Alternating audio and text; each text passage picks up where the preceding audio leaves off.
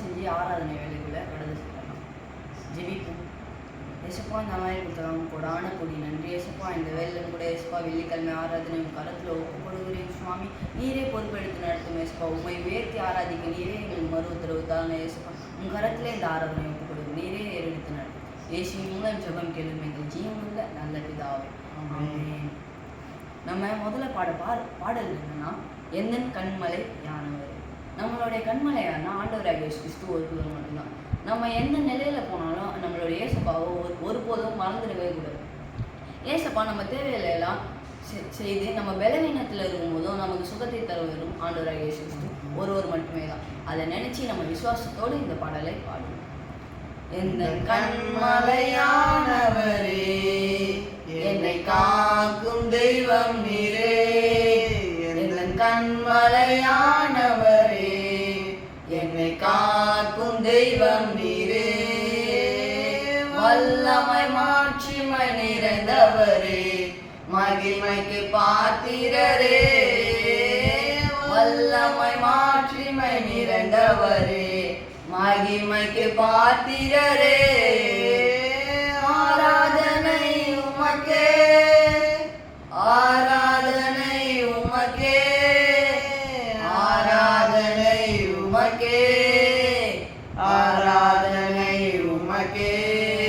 உந்தன் சிறகுகளில் நிழலில் என்றென்று மகிழ செய்தீர். உந்தன் சிறகுகளில் நிழலில் என்றென்று மகிழ செய்தீர். தூயவரே என் துணையாளரே, துதிக்கு பாத்திரரே.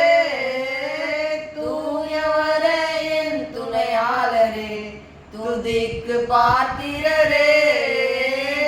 ஆராதனை உமக்கே, ஆராதனை உமக்கே, ஆராதனை உமக்கே, ஆராதனை உமக்கே. பலவீன நேரங்களில் உம் கிருபை தந்தீரையா. எந்தன் பலவீன நேரங்களில் உம் கிருபை தந்தீரையா. இயேசு ராஜா என் பலனானே, எதற்கும் பயமில்லையே. இயேசு ராஜா என் பலனானே, எதற்கும் பயமில்லையே. ஆராதனை உமக்கே, ஆராதனை உமக்கே, ஆராதனை உமக்கே, ஆராதனை உமக்கே. எந்த உயிருள்ள நாட்கள் எல்லாம் உம்மை புகழ்ந்து பாடிடுவேன். எந்த உயிருள்ள நாட்கள் எல்லாம் உம்மை புகழ்ந்து பாடிடுவேன். ராஜா நீ செய்த நன்மைகளை எண்ணிய துதித்திடுவேன். ராஜா நீ செய்த நன்மைகளை எண்ணிய துதித்திடுவேன். ஆராதனை உமக்கே, ஆராதனை உமக்கே, ஆராதனை உமக்கே, ஆராதனை உமக்கே.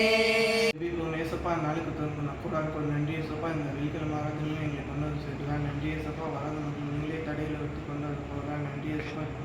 ஆராதனை செலுத்துருங்க ஏசப்பா.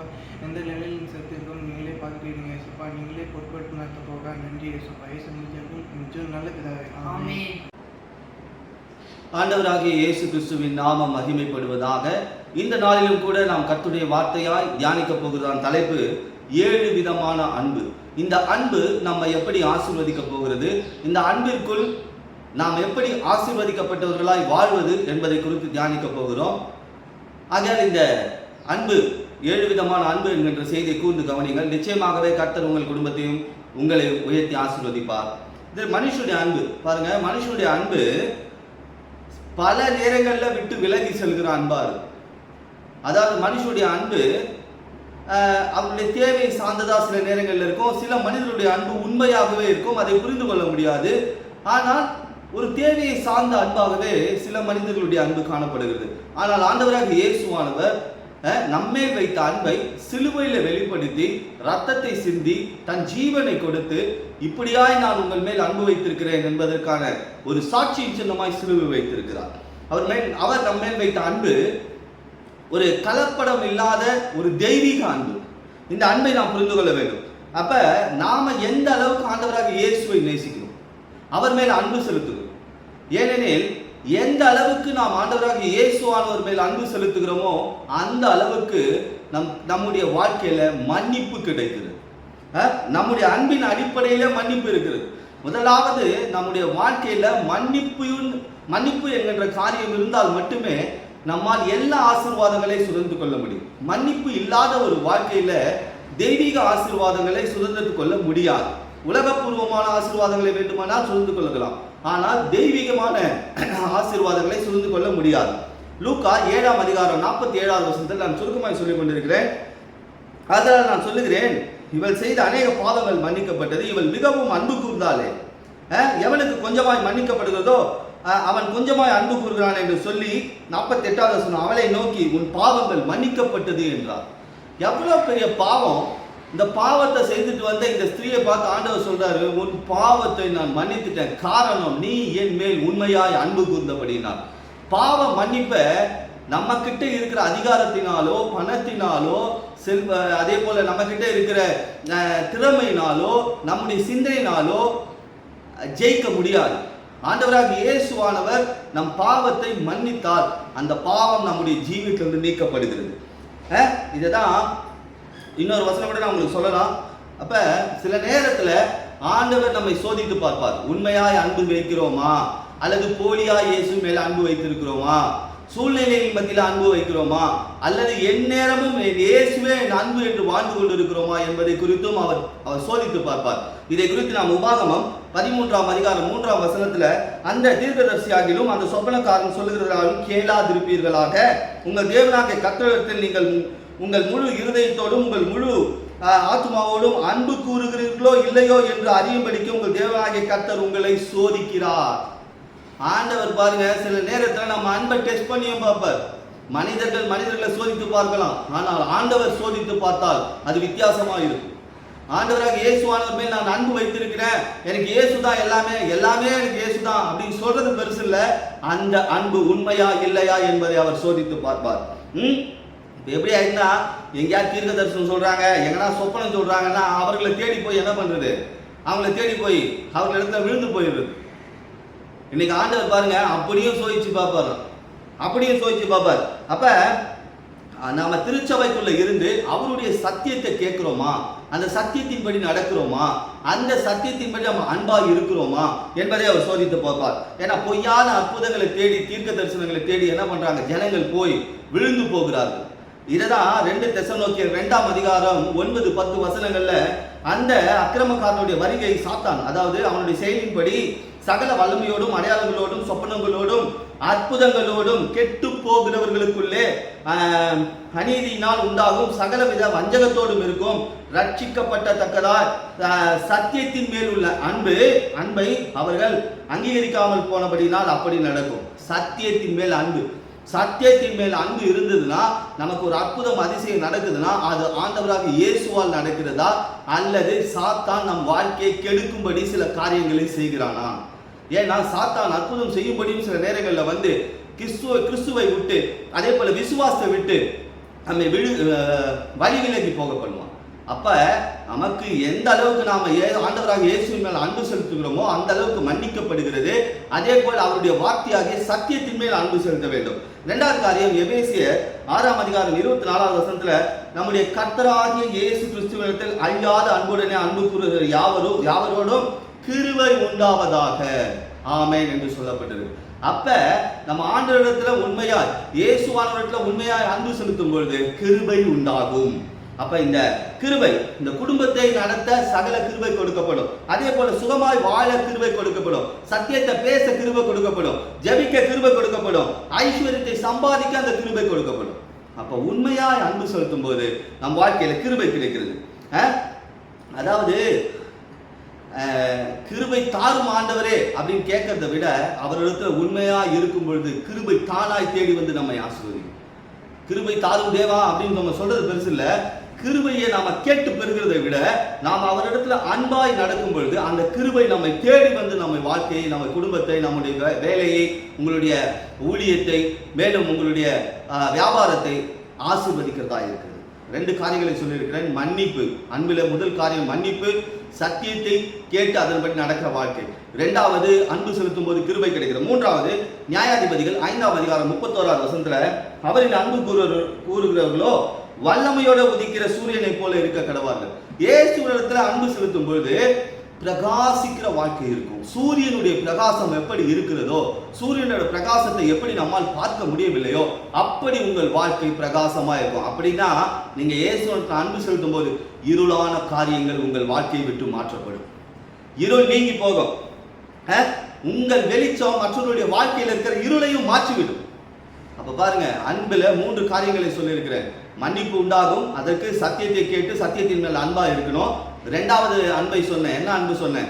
அந்த ஆண்டவராக இயேசு மேல் அன்பு செலுத்தும் ஒரு கிருபை உண்டாகும். 3வது உங்கள் வாழ்க்கை பிரகாசிக்கும். 4வது ரோமர் 8ஆம் அதிகாரம் 28வது வசனத்துல அன்றியும் அவருடைய தீர்மானத்தின்படி அழைக்கப்பட்டவர்களாய் தேவனிடத்தில் அன்பு கூறுகிறவர்களுக்கு சகலமும் நன்மைக்கு ஏதுவாகவே நடக்கிறது என்று அறிந்திருக்கிறோம்.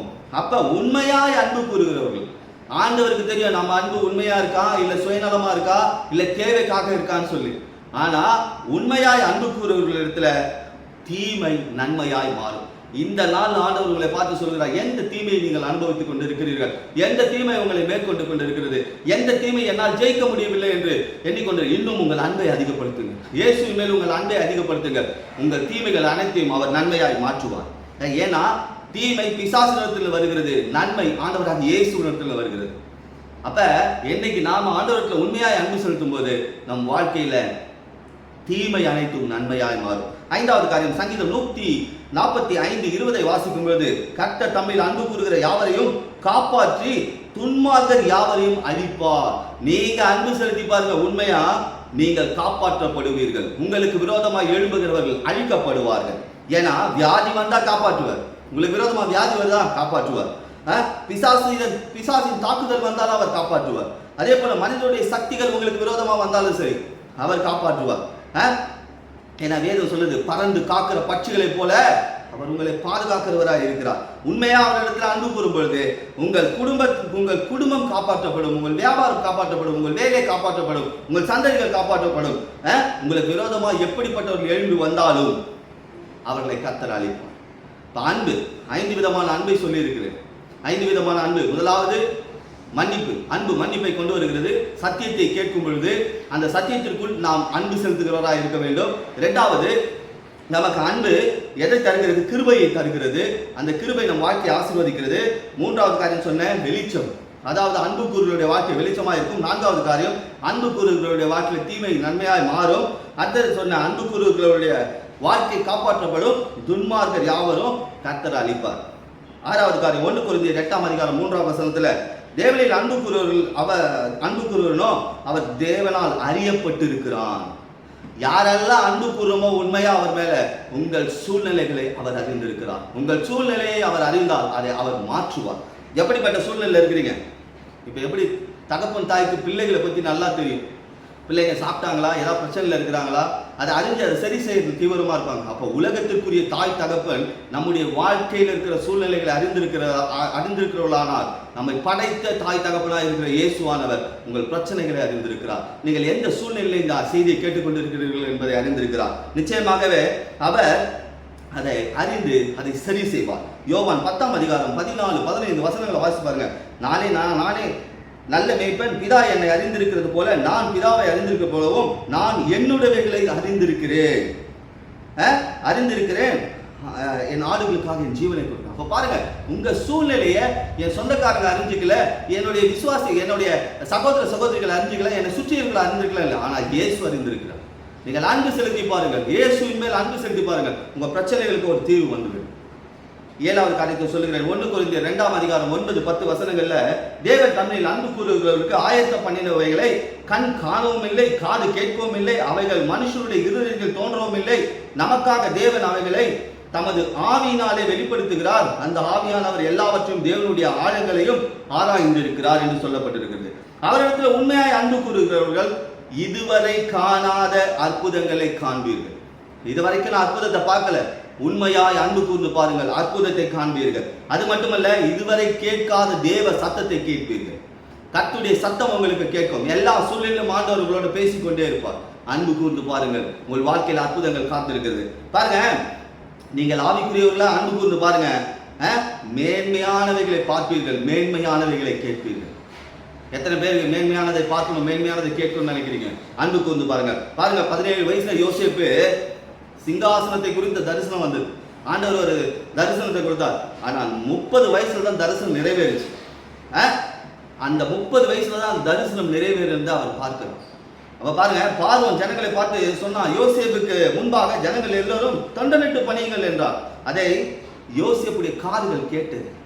அவன் சிங்காசனத்தில் அமருவான் என்று ஆண்டவர் 17 வயதுல சொன்ன வார்த்தை 30 வயதுல நிறைவேறியது. பார்வோன் சொன்ன வார்த்தையினால அவன் அதை காதார கேட்டான். அப்ப உங்க வாழ்க்கையில அற்புதத்தையும் அதிசயங்களையும் பார்க்கணும்னா அன்பு செலுத்துங்க.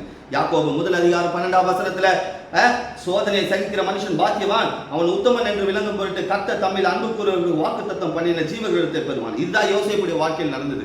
17 வயதிலிருந்து உபத்திரவம், அன்பு செலுத்திக்கிட்டே இருக்க ஆண்டவர்கிட்ட. ஆனா ஒரு பிரச்சனை தீர்ந்த பாடு இல்லை, அதிசயங்களை பார்க்கல, அற்புதங்களை கேட்கல, கர்த்தருடைய வார்த்தை மட்டும் கேட்டுட்டு இருக்கு. ஆனா இந்த வாக்கு தத்தத்தின்படி சோதனையோடு இருக்கும் பொழுதும் அன்பு செலுத்தி பாருங்கள், அவர் வாக்கு தத்தம் பண்ணின எல்லா ஆசீர்வாதங்களும் உங்கள் வாழ்க்கையில் வர்ஷிக்கப்படுவார். கடைசியாக ஒரு வசனத்தை வாசி முடிப்போம். உபாகமம் 7:9 ஆகையால் தேவனாகிய கர்த்தர் தம்மில் அன்பு கூர்ந்து தமது கற்பனைகளை கை கொள்கிறவர்களுக்கு அவர் 1000 தலைமுறை மட்டும் உடன்படிக்கையும் தயையும் காக்கிற உண்மையுள்ள தேவனாய் இருக்கிறார். அவர்கிட்ட உண்மையாய் அன்பு கூறுகிறவர்களுக்கு 1000 தலைமுறை அந்த அன்பிற்கான பலன் உண்டாகும் என்று ஆண்டவராகிய இயேசு சொல்லுகிறார். இப்ப 7 விதமான அன்பு.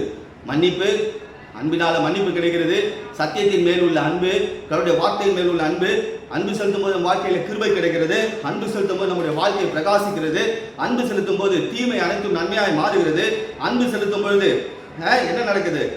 அன்பு செலுத்தும் போது நாம் காப்பாற்றப்படுகிறோம். துன்மார்களை கர்த்தர் அழிக்கிறவராய் வெளிப்படுகிறார். அதே இடத்துல அன்பு செலுத்தும் பொழுது நம் சூழ்நிலைகளை அவர் அறிந்து கொள்கிறார். உண்மையாய் அன்பு செலுத்துகிறவருடைய வாழ்க்கையில காணாத அற்புதங்களை காண்பீர்கள், கேட்காத தேவ சத்தத்தை கேட்பீர்கள். இப்படி நாம் அன்பு செலுத்தும் போது 1000 தலைமுறை மட்டும் ஆண்டவர் நம் அன்பிற்கான பரிசாய் நம் சந்ததிகளை ஆசீர்வதிக்கிறவர்களாக இருக்கிறார். இந்த நாளில் கூட ஆண்டவர் உங்கள் மத்தியில் 7 விதமான அன்பை குறித்து பேசியிருக்கிறார். நம்முடைய அன்பு எப்படிப்பட்டதா இருக்கிறது? சுயநலமா இருக்கிறதா அல்லது உண்மையான அன்பா இருக்கிறதா? உண்மையான அன்பை செலுத்தி பாருங்கள். உங்கள் வாழ்க்கையில நான் சொன்ன எல்லா ஆசீர்வாதங்களும் உங்கள் வாழ்க்கையில் மேல அது பலிக்கும், அது உங்களை மேற்கொள்ளும், அது உங்களை ஆசீர்வதிக்கும். அன்புள்ளவர்களாக வாழுங்கள். இயேசுவின் மேல் அன்பு செலுத்துங்கள். நிச்சயமாகவே கர்த்தர் உங்களையும் உங்கள் குடும்பத்தையும் உயர்த்தி ஆசீர்வதிப்பார். ஆமென்.